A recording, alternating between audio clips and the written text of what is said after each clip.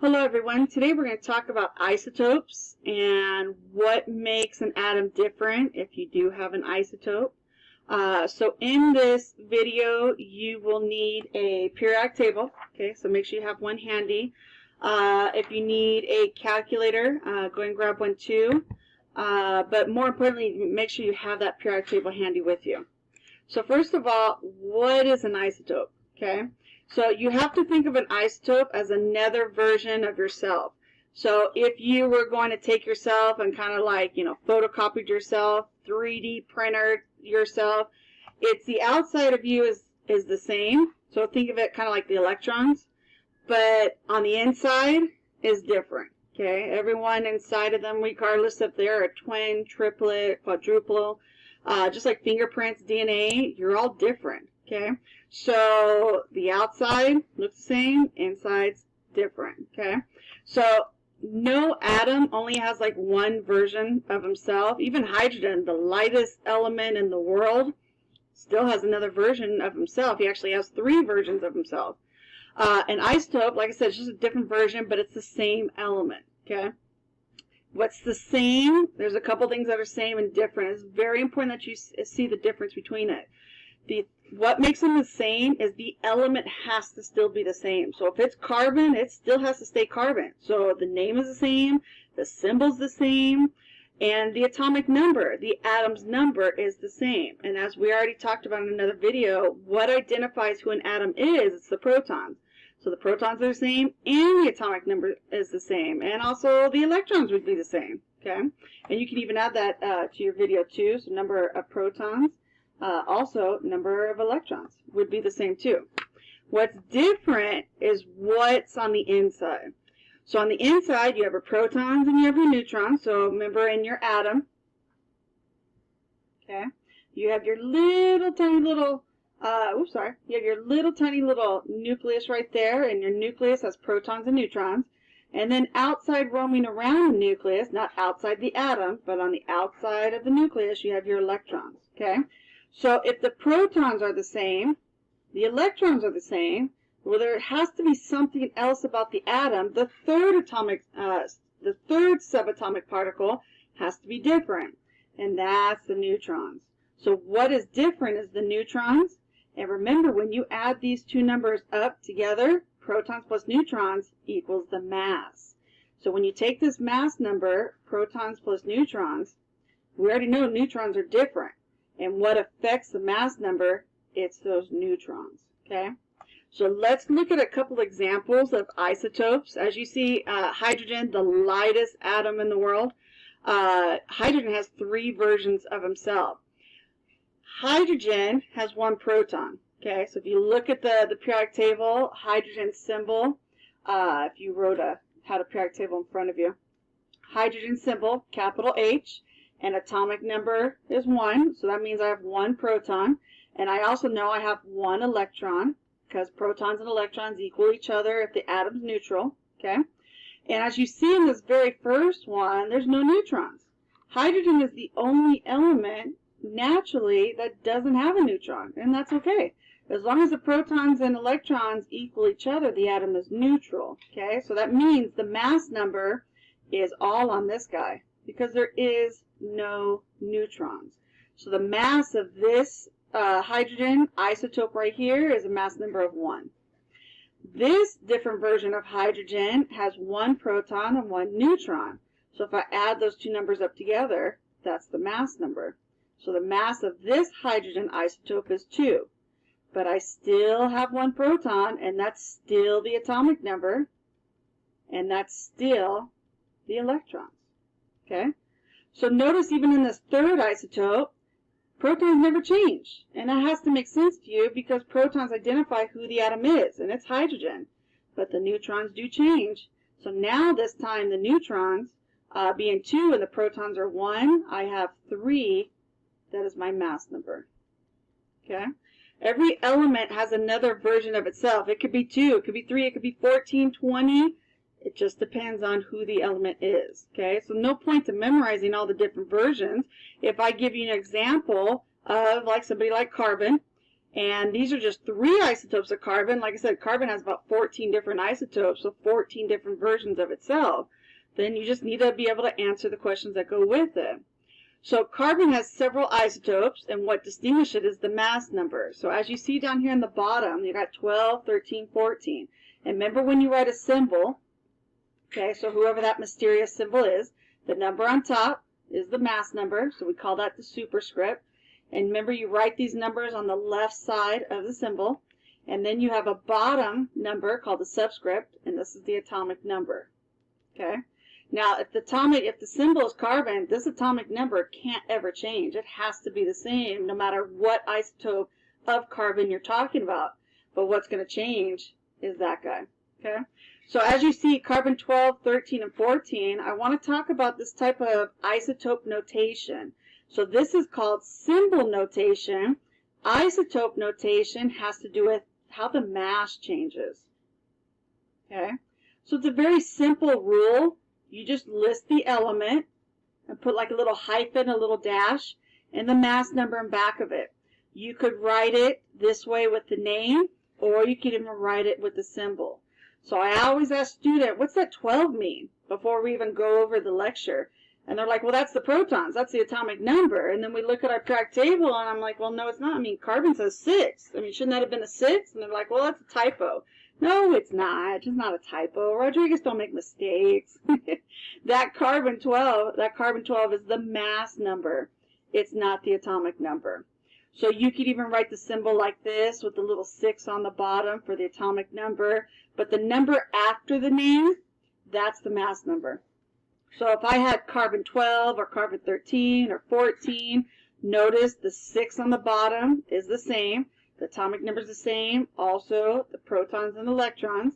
But the mass is different, which means also going to be different is the neutrons. Okay? So this one right here, 6 neutrons. Oops, I can't write up there. So this one has 6 neutrons because, remember, 6 plus 6 has to equal that 12. So this one would have 7 neutrons. And then this one right here would have 8 neutrons, okay? So the isotope changes by mass, and it'll get heavier and heavier and heavier as you do all the examples.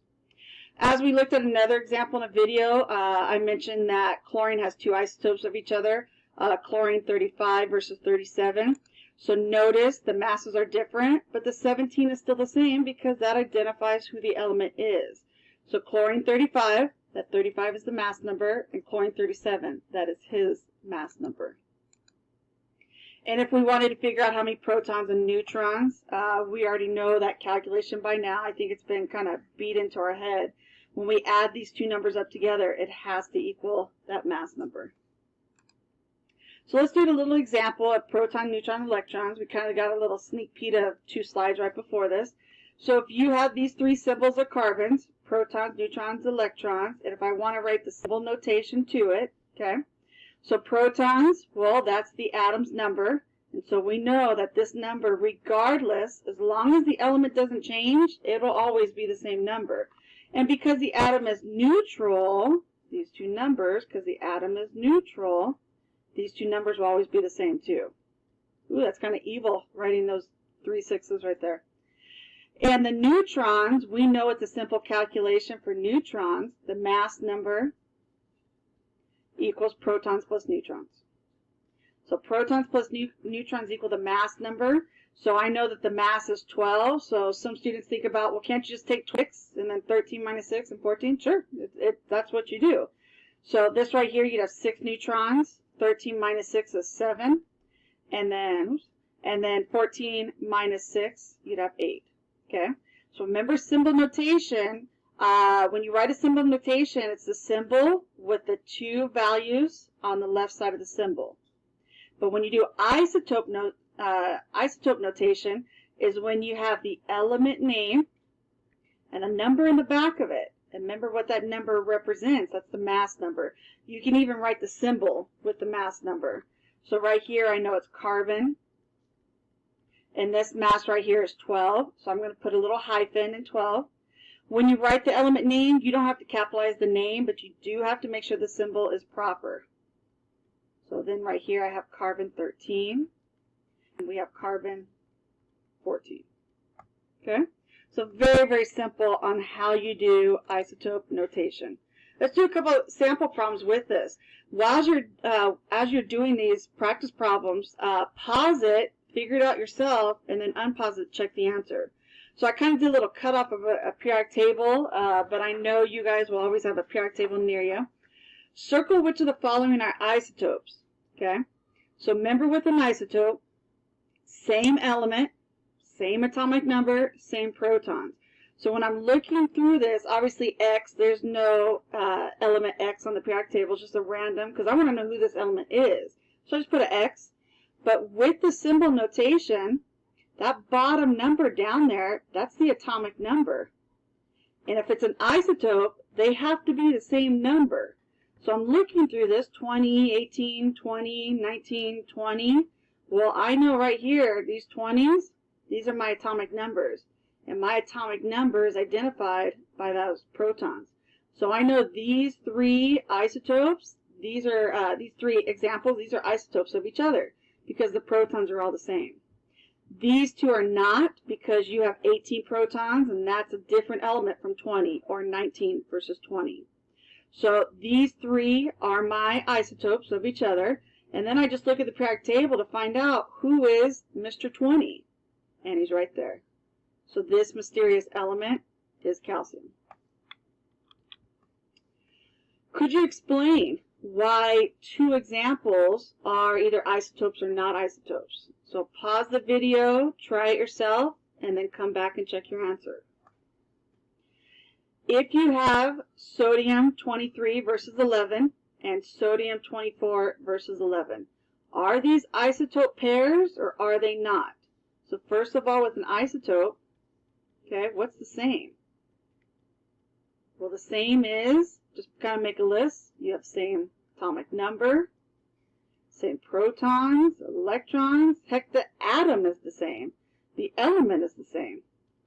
And I got sodium and sodium, so I know definitely these are isotope pairs. Okay, and if you had to explain why, definitely isotope pairs because, okay, both isotopes are the same element, and you have the same amount. Oops, sorry, my writing is bad today. And the same number of protons. Okay, so you can always abbreviate protons, little p, and then make sure you put that charge for positive because protons are positive. Is letter B, but according to my PowerPoint, I got double A on here. So is letter B 24 over 11 sodium versus 24 over 12 magnesium? Are these each other? Definitely not. Because one, the element is different. So the element is different, okay? And you also have different number of protons. So the element is different, protons are different, okay?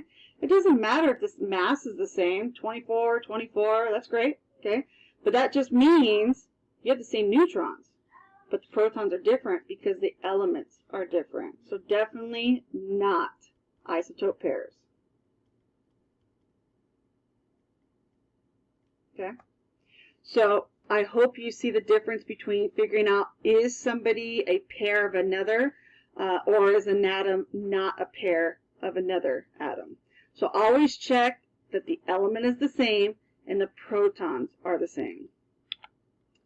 If you had these two isotopes, and SR is strontium, strontium is right there on the periodic table, could you determine protons, neutrons, and electrons? So we can just do a little table, create a table for each one. So protons, neutrons, and electrons. So these two symbols tell me everything I need. I don't even need to look at the periodic table because this bottom number is the atomic number. And the atomic number is also the protons and electrons, as long as the atom is neutral. So I got 38 for each side. But the mass is different, and that's what makes this isotopes. Because the mass is different, which means the neutrons are different. So the mass number is 88, and if I subtract that with the neutrons, okay, so if you want to write that little equation, mass number minus protons, then you'll get the neutrons for this one and this one. If you need a calculator, nothing wrong with it. Just use a calculator. So 88 minus 38. So if you plug that in, which I'm sure you guys probably don't need the calculator, so obviously you get 50. And this one, the mass is lower, so obviously you won't have 50 neutrons. Looks like you have about 4 less, so 84 minus 38. Ooh, 84 minus 38. And you get 46. Okay? So isotopes of each other. So we'll do one more example in here. Write the atomic symbol AZ. And remember, the A is the mass number. And the Z is the atomic number. Okay? Now, I put the periodic table on here. I know it's super tiny, but that's why we always have a hard copy. Okay? Can you figure out who the element is by giving a little bit of information? So if you have the Z number is 8, okay, so whoever this symbol is, I know the Z atomic number is 8, and the neutrons are 9. So remember this 8, that's also the protons, okay? So the protons are 8, neutrons are 9. If I add those two together, then that means my mass is 17. So I know my symbol, 17 over 8. But who is this element? Well, I got to look at who number 8 is, and number 8 is right there. There's oxygen. So my symbol is capital O, 17 over 8. The isotope of chlorine, in which the A is 37. So I already know my symbol is C little l, and the A, that's the mass number. So if it helps you writing like these little notes when you do these practice problems or examples in class, I mean, do what you need to do. So the A is the mass number, so I know it's 37. And all I have to do is find chlorine sitting right there, and he's number 17, and I know the protons and electrons and atomic number are all 17. If the Z is 27 and the A is 60, so remember the Z number is the protons, so I find number 27, and he's right there, cobalt. So capital C, little o, and I know the protons are 27, so that's the atomic number, and A, 60 is the mass. And if I wanted to find the neutrons, I subtract those two numbers, and I can find the neutrons. Number of protons, 26, so I know my symbol on the bottom is 26, and the number of neutrons is 31. So if I add these two numbers together, I can get the mass. So 31 plus 26, so that's 57. But 57 doesn't tell me who it is. It's the 26. It's the protons. So element right next to cobalt, there's Mr. Iron right there. So capital F, little e. The isotope of iodine, so I know my symbol, capital I, with the mass number of 131. So remember, these numbers on the periodic table, they're averages, okay? So if this doesn't say 131, don't freak out. It's because I'm looking at an actual version of iodine, not all of the versions of iodine. That's the periodic table's job. It's the average. So all I have to do is look at the atomic number, number 53, and then I have my symbol. And the very last one, my Z is 3, so I know that's my atomic number. And my number of neutrons is 4. So if I add those two numbers up, I get the mass is 7. And I want to make sure I'm looking at the protons. As you see right there, is number 3 is lithium, sitting up there in the corner. So Li. Okay? So remember these formats. You have symbol notation, you have isotope notation, and it's all about this format. As you see up here, I like to call it the A to Z symbol. The A is the mass number, and the Z on the bottom, the subscript, that is your atomic number, which is the protons. Hopefully this helped you, ladies and gentlemen, and I will see you on the next one.